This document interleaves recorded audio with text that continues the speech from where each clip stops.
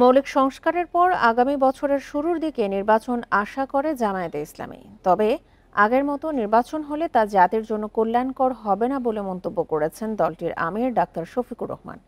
Bundle থাকলে প্রতি সেনমানিতে টাকা বাঁচবে। বিকাশ সেনমানি বান্ডেল কিনে জিতুন প্রতি লেনদেনে। বৃহস্পতিবার বিকেলে সিলেটের শিল্পকলা একাডেমিতে মিলনায়তনে জুলাই শহীদদের স্মরণে আয়োজিত এক দোয়া অনুষ্ঠানে তিনি এসব কথা বলেন।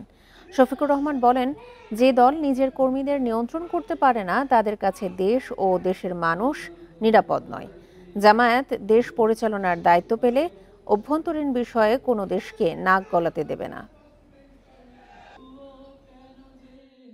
আমরা আশা করি আগামী বছরের প্রথমাংশে এই নির্বাচনটা অনুষ্ঠিত হবে এবং হওয়া উচিত।